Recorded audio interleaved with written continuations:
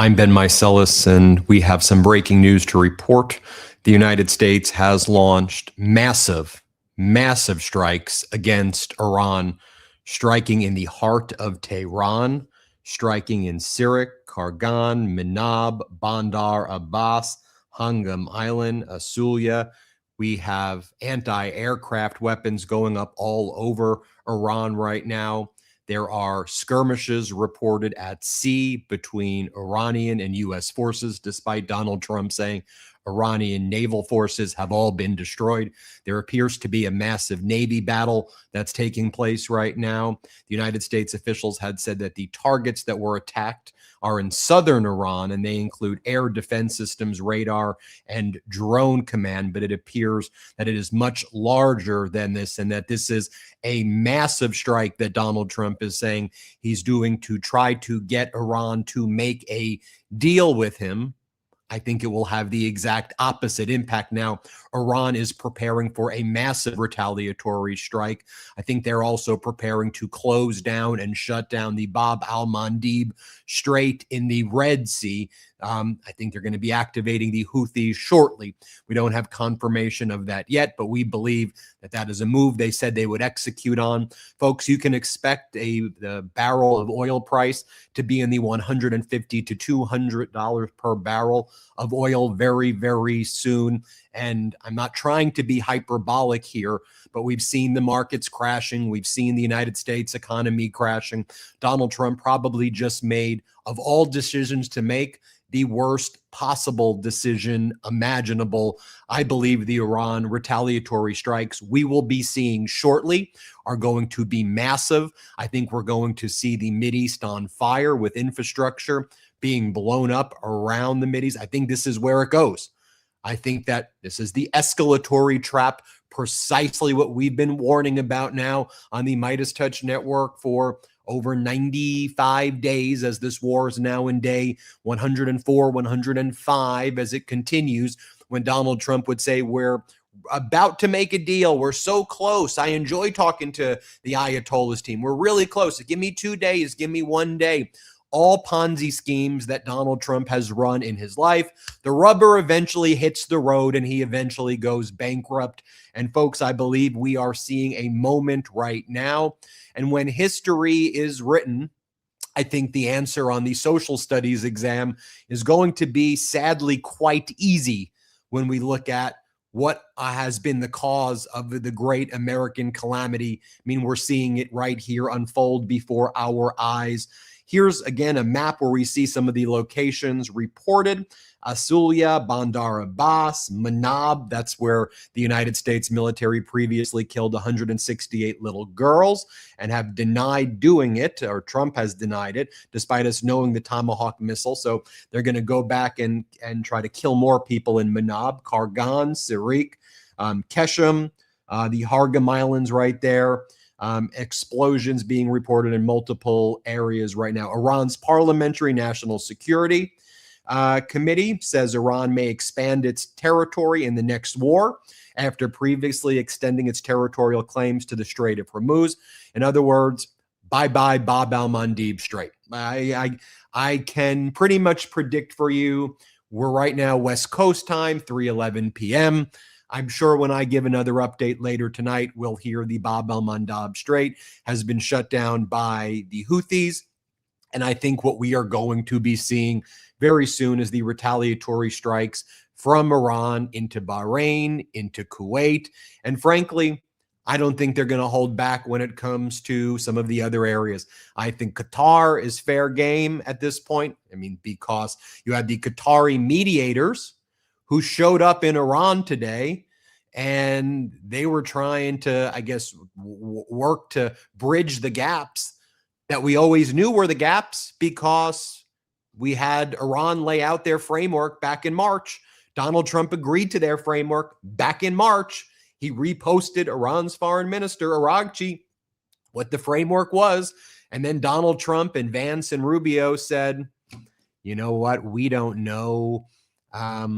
We don't know why they're misinterpreting what we're saying. They don't understand English over there. So maybe that's why they got it wrong. No, Donald, you reposted on Truth Social the framework for the ceasefire. So we can all maybe say, wow, I don't think they're, I'm just suggesting that you could make the argument, not make, you can make, why would there be a ceasefire that deals with Hezbollah or Lebanon or this or that? That's what they agree to. It's moot, whatever. F your feelings, they're moot because the reality is that Donald Trump agreed to that. I'm not giving you spin. Go back and look at his social media post. He reposted Foreign Minister Araghchi of Iran. That was, when was that? You know, the first time they called the ceasefire in April, early April. Okay, that's what you did. If you didn't want to live with those terms, then don't agree to it. If you wanted to do this back then. I don't think you should have done this. Let me be very clear. I think you're a war criminal. I think everybody who's in the chain of command in Manab and some of these other war crimes should be tried at The Hague and brought to justice. And I say that as a proud, patriotic American. But if you were going to do this on June 10th, why wouldn't you do that on April 10th and 11th? What you created the worst possible outcome and circumstance because Donald Trump's decision-making tree is the dumbest, worst that there is. This is why he bankrupts everything he freaking touches. And I say this in a non-political way. Go look at his past. The guy doesn't build shit. He bankrupts everything over and over again. And you couldn't script a worse way to play this out. And he's still playing it out the worst possible way right now. Because if you're going to do this, if you think the lesson to be learned is another air campaign, if you think that was the lesson, that you do just an air campaign and you're going to do Iranian regime change, or they're going to say, oh my God, they're attacking us again by air. Donald, what do you want? What do you want in the deal, man? Oh, now we're going to negotiate with, no. There's no chance of a deal right now. What are we talking about? So you drag this out, literally the worst outcome. You drag this thing out for 104 days. Now you engage in yet another invasion, another attack, another strike against Iran, airstrike, and we'll follow through. You know, is there going to be a ground invasion right now? Because if your goal was to actually achieve the outcomes that you're not going to achieve. And by the way, let me be very clear. My view is that the deal that was agreed to should have been just done because the U.S. lost the war the first time. That was just the reality. We shouldn't ignore what the reality was. The U.S. should never have been in the unlawful and catastrophic war in the first place, brought in there by Netanyahu. And the U.S. should have just left the Strait of Hormuz. That's what I think the outcome should have been. Come up with some Obama-style JCPOA deal for the nuclear material and just get out and let Oman and Iran, you know, run it with the help of allies and maybe other Arab nations and just get the hell out. But this is how you're playing it right now on June 10th, escalating these attacks. And now we have this major strike that's taking place across Iran. And Iran's going to retaliate very, very, very hard. Let me also make that point. Here's how MB Ghalibaf, Iran's parliament leader, his someone close to him posted, attacks on Iran have begun. Strikes have occurred in Manab and Bandar Abbas. Iran has immediately begun responding. The United States has stated the purpose of these attacks is to change Iran's stance on negotiations, while from Iran's perspective, the goal is the implementation of a comprehensive regime change program. Iran will respond to these attacks in ways different from past planning. In other words, this ain't going to be a tit for tat. This is going to light the Middle East on fire. That's what they're saying. That's what this escalatory trap was all about. That's what was going to happen. And to see the Trump regime slow roll into this thing every damn day, reporting on it and telling you this is what's going to happen, this is what's going to happen, this is what's going to happen, and then seeing it happen, even though we predicted it, it still is baffling to see it done in such a stupid, coarse, idiotic way that this is, and by the way, I am not in a conspiratorial way, not in a conspiratorial way at all, but I want to raise very serious questions and red flags about the Gulf of Tonkin. I mean, the Apache helicopter incident right here. Okay. And again, challenge me, call me out, put it in the comments. All good. The story from Trump and the Trump regime, an Apache helicopter flying very low over the Strait of Hormuz was struck by a Shahid drone. Shahid drones are big. These are not the little FPV drones. Shahid drone, it's like the size of a van. Okay? Almost the size of an Apache. I will grant you the Apache's bigger than a Shahid drone, but what, maybe 30% bigger, 40% bigger? Not like whatever. So help me understand the damn story here that led to this escalation in the United States view. Apache flying low, okay, over the strait. Okay, let me be very clear what this image is, though, before you flash it. I did a depiction here of show what the real Apache looks like, though. I think, okay, this is a real Apache, just so we know. I want to be very clear when I put up an AI image versus putting a real Apache. This is a real Apache, just so you can see what a real Apache looks like, okay? And this is as I inputted what the story was that the Trump and CENTCOM were saying. The Apache was flying low. A Shahi drone, which is actually probably bigger than what's depicted there, lodged between the two pilots. And then the pilots miraculously, while a Shahid was lodged between them, they managed to make, and they were already low, they managed to then make this evasive maneuver where they were able to crash land in the Strait of Hormuz, kind of jump out, and then survive. And the Shahid drone never went off. It never went off. It never exploded. What are we? That's the. I mean, is anybody else going to say this? Or I'm saying I don't want to veer into conspiratorial land. You're going to challenge that story. That story makes no effing sense to me at all. And if you go back a few weeks, remember what Trump said publicly? He said, the way we'll get back into the war is if we have some of our troops who are targeted or injured or killed. So to me, he choreographed the damn plan of what was going to happen. And by the way, whether you believe something more choreographed took place or you just think that that's really what happened, it's almost a moot point. I mean, I wouldn't say it's a full moot point, but the fact that you have an Apache flying low in the Strait of Hormuz, knowing that the Iranian boats and drones are in that area, are you using the Apache as bait? I mean, that's the best case scenario. What do you think is gonna happen right there? Because there is a war. There's no real ceasefire. The whole thing, that despite what you tell the American people. And as New York Times is reporting, hopes of a diplomatic breakthrough faded after a Qatari mediation team left Tehran on Wednesday without making any progress in the talks. Now, Israeli security officials are saying Israel's not involved in the U.S. strikes on Iran at this stage. Huh. They all, folks. This is why we don't elect idiots to office. This is why you shouldn't elect lifelong losers and failures and idiots to these positions.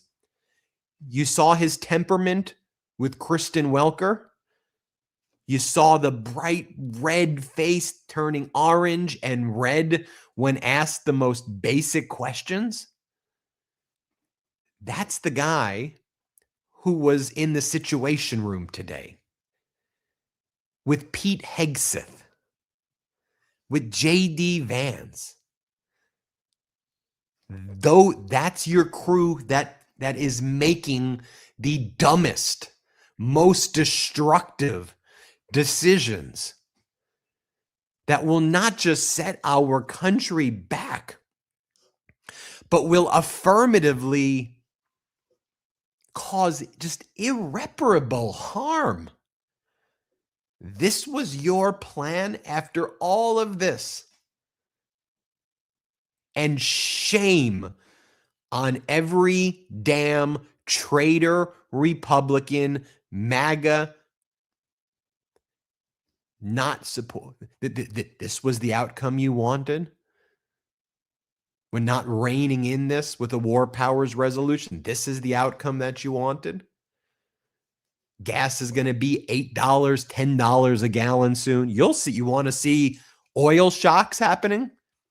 That's going to be the defining attribute of this summer, oil shocks. That's what's coming. I mean, I'm speaking not in fear. I'm speaking in reality right now. There ain't no deal happening anytime soon. Let's be very clear about that. You want to see what the price of gas is going to be tomorrow? You want to see what inflation is going to be next month? What have I been saying on the MeidasTouch network? I said inflation this month. I predicted, I undershot. I gave you a conservative guess 2 months ago. I said 4.1% was my prediction in April. 4.2% CPI. You know what it's going to be next month? 4.5, 4.6. You want to know what it's going to be the next month after that? 5. You want to know what it's going to be by the end of this year? 6. It's going to be between 5 and 6, maybe more by the end of this year. By the time the guy is done, it's going to be like 10 to 12. I mean, the worst case scenario with the worst person, but what precisely people warned about is what is unfolding before our very eyes right now. Shame on anybody who supported this, who still supports it. I view you as traitors. I really do. You screwed up this for everybody. You screwed up this country for everybody. You really did. Not to say this was a perfect utopian, far from it. You know, and as I reflect on this disastrous World Cup as well, as I reflect on banning a Somalian referee because he's from Somalia, the brazen racism permeating these sick, despicable, vile war criminals in the Oval Office, it truly, truly sickens me. Oh, and by this, just so you know, when I explained to you what the official narrative was about the Shahid drone striking in the middle of an Apache helicopter, show the real photo, Jeremy, not the AI. Show the real photo. Okay, just so you see what an Apache looks like. So their version of events is that the Shahid went right through the middle, I guess, because it was lodged between the two while they were very low, didn't explode. The force of a Shahid, can someone do basic physics right now as well? So the Apache helicopter flying low and fast, a Shahid flying low and fast. The Shahid, with that force, goes through the Apache, just kind of lodges in there like it's a pigeon or something, like it's a pigeon that hits the windshield or something. And then it didn't send the helicopter into a spin out. They managed to just kind of get it, and then crash landed into the strait, and then they survived, and then some electronic drone saved them. Some unmanned electronic drone vessel saved them. That's what they're going with. Let's just see here. This is, I mean, our propaganda media here is like North Korea on steroids. I remember when I used to show you some of those clips from Russia with some of the Russia propaganda and those TV that would, I remember showing you that stuff. And I'm like, this stuff here makes that look like pretty tame. Watch what they said on Fox. Let's play. And that he is getting closer to the targeting of Iranian power plants and bridges. He told Fox that the Iranians are tapping the U.S. along as it relates toward reaching a negotiated settlement to formally end this conflict. The president also talked more broadly about his efforts to reach that settlement, ultimately telling Fox News that they had a chance to sign a deal and survive, and they have not yet done that. What I found very interesting, though, was what the president told us about the downing of that U.S. Army Apache helicopter earlier this week. The president provided some new details into what took place. He says an Iranian drone lodged into this Apache helicopter between the two pilots, and the drone was on fire, but it didn't explode. And the helicopter was flying quite low, and within seconds, these pilots were able to bring this helicopter down into the sea. And ultimately, the president called it a miracle, because had this drone exploded, these pilots would have been killed.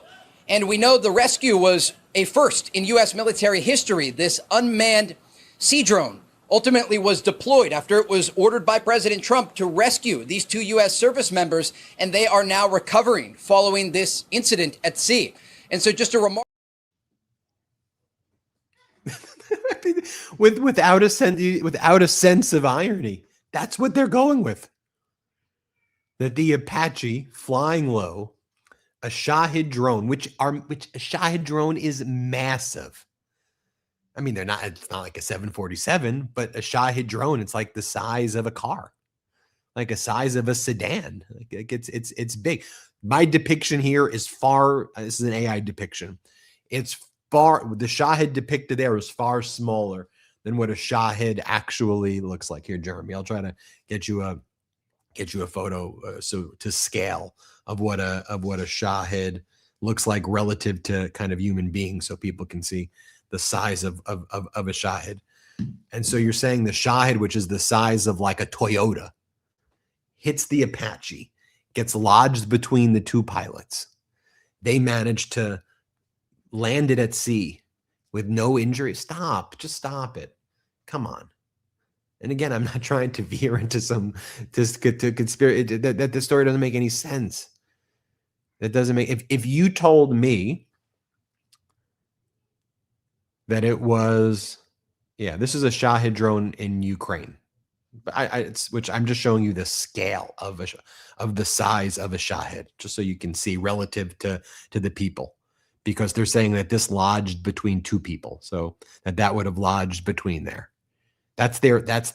If you told me, hey, it was actually an FPV drone, one of those smaller drones that use the fiber optic cables to avoid the radar detection, right? That's why they have to have all those nets right now to stop the FPV drones. If you told me, hey, that's what it was, and that kind of, it hit it and it lodged between them, those are smaller, those are like the size of a box, or maybe smaller, or like a typical drone you'd see there. I would say, okay, that like makes a little bit sense. A Shahid drone? Come on. And right now, as I mentioned, for those just watching, the war has escalated. The U.S. striking lots of targets. Iran says strikes on U.S. ships trapped in the Strait of Hormuz have now begun, with the IRGC preparing a historic operation, per a source close to Iran's Ghalibaf. Remember, there are lots of ships right now stuck in the Strait of Hormuz that are U.S. interest ships and Western affiliated ships that have been stuck in the Strait of Hormuz, despite Donald Trump saying earlier, we've got out 100 million barrels or whatever the hell he said that, Despite the lies about we've been getting all these ships out of the blockade and that the Iran's navy has been destroyed. No, those ships are in the strait, and Iran has its fast boats, and it can go to those ships right now, pick them off pretty easily, And Iran activates the Houthis, and they shut down the Bab al-Mandab Strait. Strait of Hormuz, Persian Gulf shut down, Bab al-Mandab Strait shut down. That's where I think we'll be going. U.S. airstrikes have now hit the South Pars gas complex in Asula and Bashir province. So remember that South Pars gas complex that Iran rebuilt? And then remember Iran struck North Pars, Qatar? Well, now we're seeing the U.S. strike the infrastructure of Iran, for which we know Iran will strike the infrastructure of all of these Middle East countries. That's where this is going to be headed, folks, and we're going to be keeping you posted every step of the way right here. It is notable that Israel is saying Israel is not currently involved in the ongoing round of U.S. strikes against targets in Iran. Officials tell Khan News.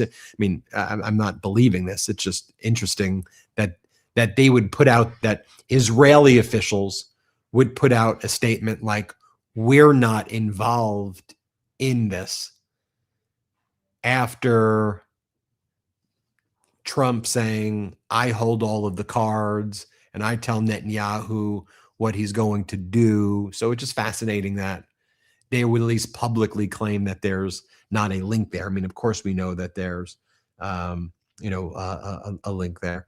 And so what can we expect over the next hour, 2 hours, 5 hours? What are we looking for? We're looking at Iran's retaliation. As I noted, Fars, Iran state media, reports that Iranian forces will be going after these American ships in the Strait of Hormuz, knocking them out, disabling them for good. It's one of the first things they're going to be doing. Bab al-Mandab Strait, Red Sea, activate the Houthis. I think it's a fair prediction to make right now. Shut it down. Or create the circumstances that instill fear that the Houthis will be able to shut it down the way the Strait of Hormuz is shut down, right? So then you'll have both waterways shut. Oil. I mean, I expect 15%, 20%, 30% increases pretty soon. Obviously inflation, but the broader question here, what the hell are we doing? What the hell are we doing? You truly believe that doing these strikes will encourage Iran to want to negotiate with you? Really? You think that's the way a negotiation works, you idiot? You start punching somebody in the face and now you want to negotiate? You want to negotiate the terms of Iran's surrender, not a good faith negotiation that involves compromise. And based on the way the war has gone, and frankly will continue to go unless and until the U.S. decides that it will do a mass invasion, which will be the worst possible outcome, with a ground invasion. And if the U.S. will have to commit, if it truly wants regime change and to take over Iran, let me be very clear. I don't want this to happen. And I think it would backfire, and I think it would result in the deaths of tens of thousands and hundreds of thousands of American troops, and a lot of innocent Iranians being killed, and Iranians being killed in general. And we'll see, and there'd be more. So I don't want this to happen. But if you speak to any military expert, or even people who pretend to be military experts because they read a book about military expertise, okay, they'll tell you you're not able to accomplish regime change in Iran with airstrikes. And that's not going to encourage the regime in Iran to negotiate with the Trump regime at all. It will have the opposite effect, since it will show that no matter what, you view negotiations purely as a tool of subterfuge to achieve that which you couldn't during a war. And so, if you were committed and your goal was actual regime change, what you would need to do is you would probably do what Putin is doing in Ukraine, and it would probably have the same outcome. Fascinating that the minds, a Trump and Putin mind would think like this, but it would have the same outcome. You would be sending 30,000 to 50,000 American soldiers to their death through a meat grinder every month, what we're seeing in Ukraine with Russian troops and Ukrainian troops who are getting killed. That's what you would see happen. But the only way any military tactician will tell you that you can actually, if you change the dynamic, would have to be with a massive invasion. And you also now underestimate the fact that the people of Iran are actually more united against the United States, and especially Israel, but the United States as well, especially US, than ever before. And that where there were signs of the Islamic Republic potentially having cracks in January, when Trump said, we will be there to help you, and then didn't, you have a very different dynamic in June. Go out and look at Tehran Square on a nightly basis, where they're on their 104th day of celebrations, celebrating what they believe is a victory against the United States. The Iranian football team that's here has the pin 168 for the little girls who were killed in Manab, the war crimes that the U.S. engaged in. And then you have the head of Palantir with the audacity to say, you know, we've never seen more precise attacks using AI than we have in this war. Killed 100. The United States engaged in a lot of war crimes. This is not going, bombing them like this from air is militarily is not going to achieve the outcome. And what you're going to destroy their infrastructure, so then they destroy the infrastructure of the Middle East countries. This is the outcome to bring the world to a global depression. And so everything they warned about Kamala Harris and Biden and Obama, that never happened because those were adults who listened to experts and had the right temperaments. Donald Trump has done on steroids right now. I just think about that orange-faced little toddler in the Situation Room, emotional, sweaty, smelly, ordering this.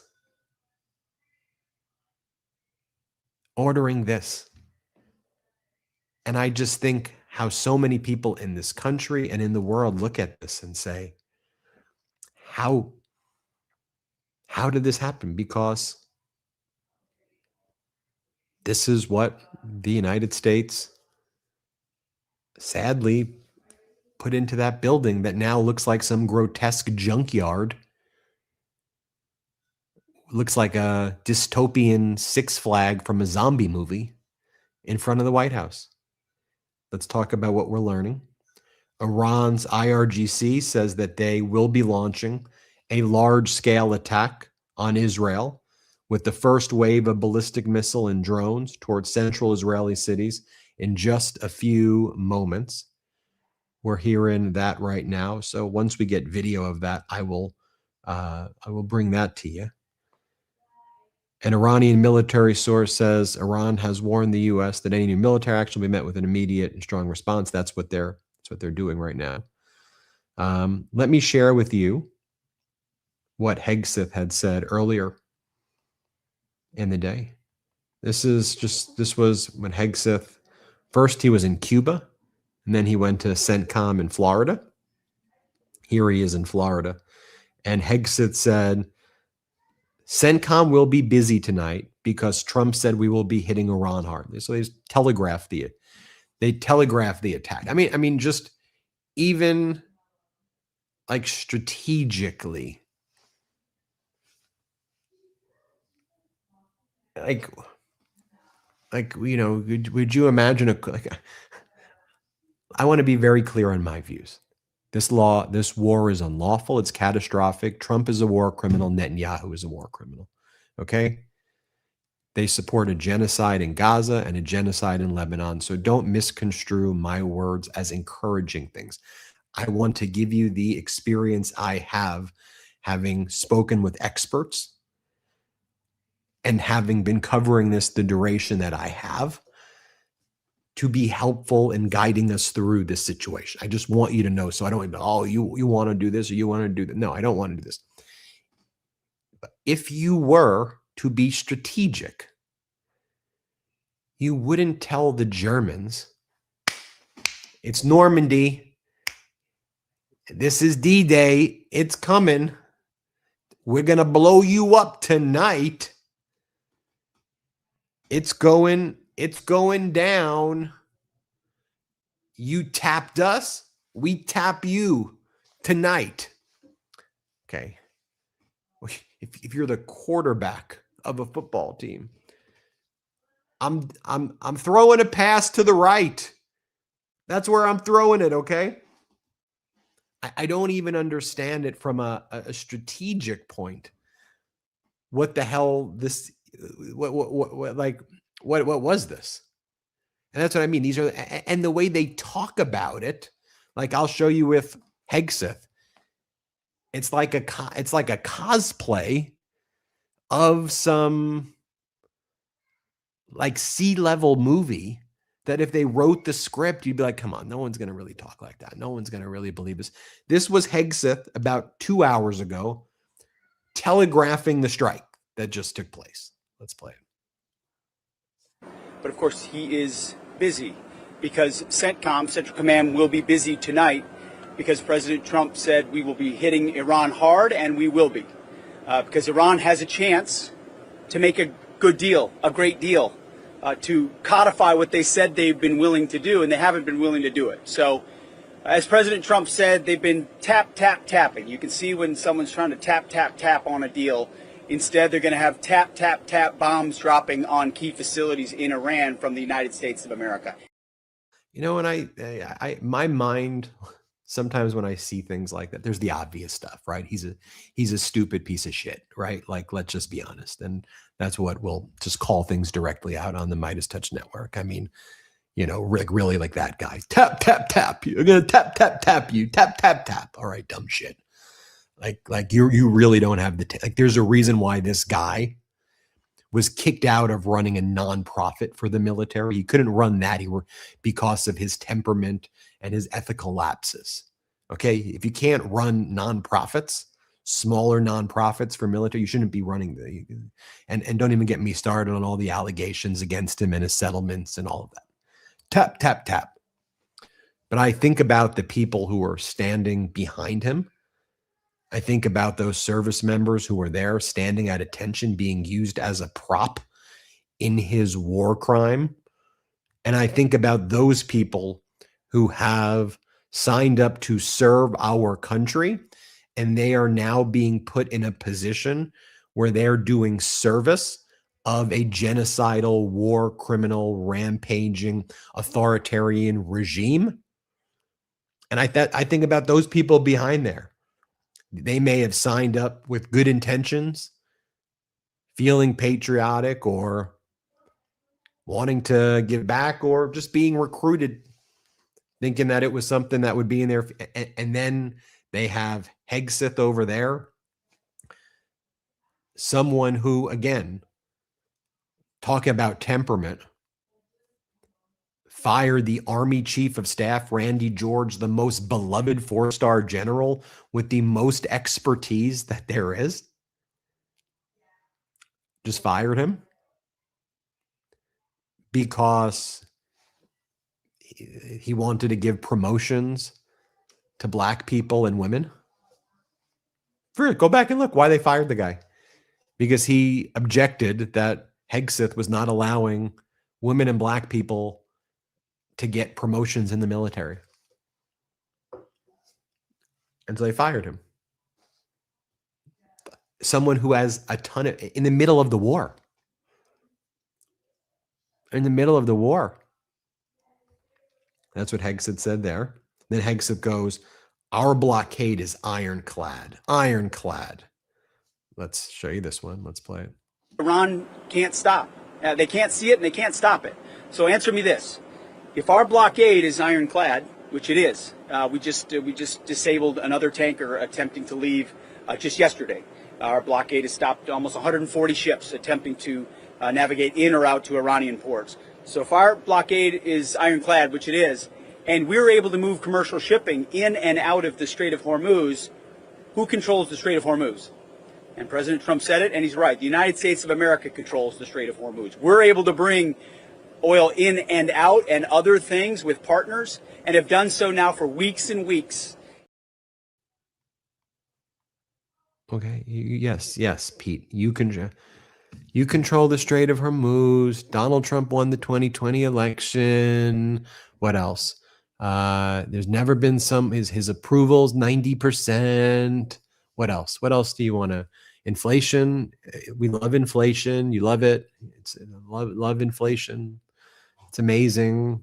American people are living in a golden age, the gilded age. Everyone's just freaking as happy as can be. Right? I mean, this is what the Iranian broadcast network just says. The Strait of Hormuz has been closed for all ships, regardless of type, according to Iran's military headquarters.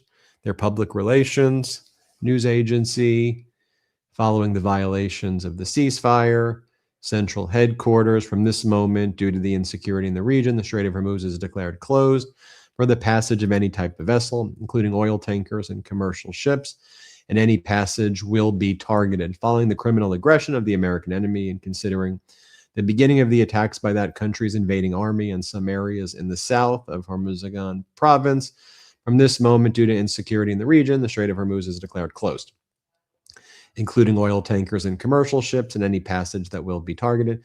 The U.S. claim regarding the passage of a ship through the mentioned strait is denied. But Pete Hegseth said that we control it. Pete Hegseth said, it's ironclad. Riddle me this. Tap, tap, tap. Riddle me this, Batman.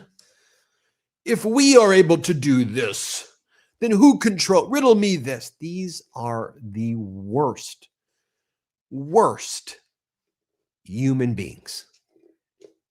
Not a Republican, Democrat, Independent.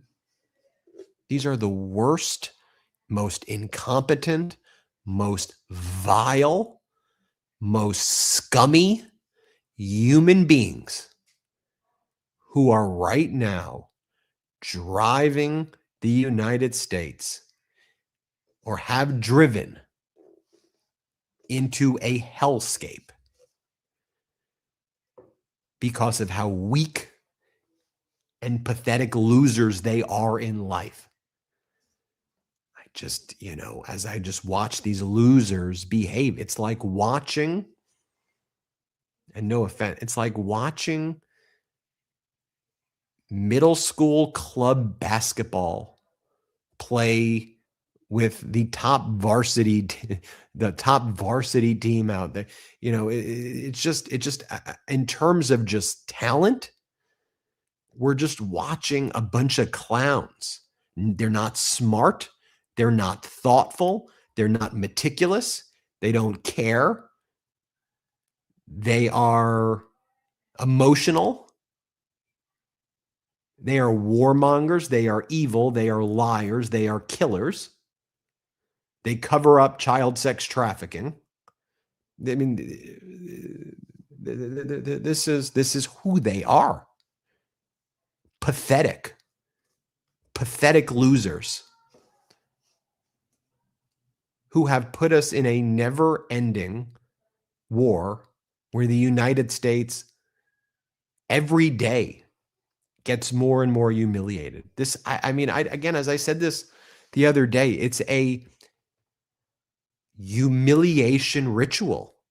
If you truly care about America and you love this country and you care about what it stood for, and you think about World War II and World War I, and you think about the founding document, and you don't have to be like a bizarre fanboy to everything this country's done. We've done some real screwed up things that deserve contemplation, reflection, and condemnation.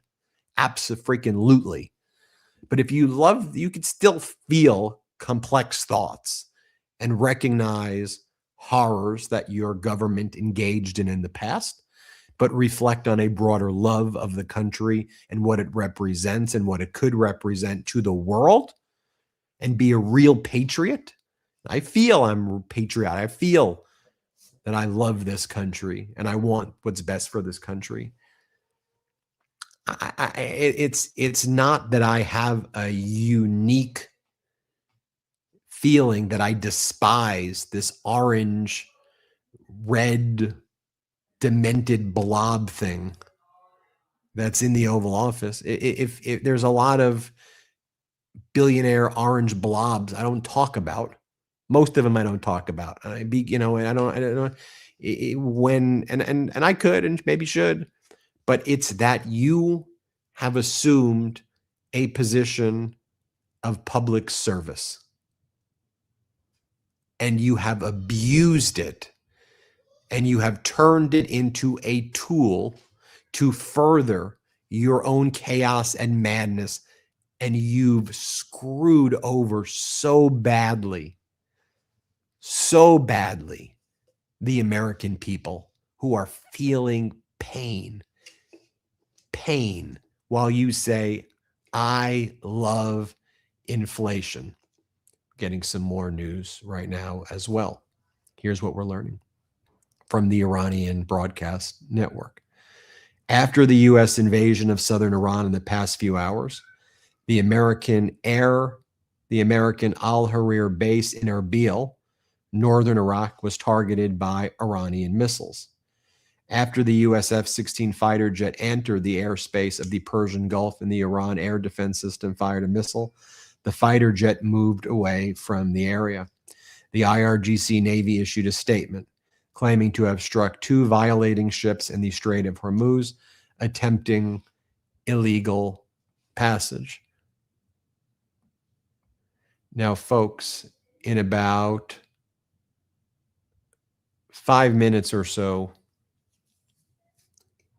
we are going to be hosting a debate here on the MeidasTouch Network with Courier from New York 12. And I'm sure you know all of the candidates there. Katie Couric joining the MeidasTouch Network. Katie Couric, everybody. Don Lemon will be co-hosting on the MeidasTouch Network. So we have Katie Couric, we have Don Lemon, and we have, we're doing this in conjunction with the Courier. So shout out to the great folks at the Courier. They've done an incredible job planning this. So why am I bringing that up right now as well?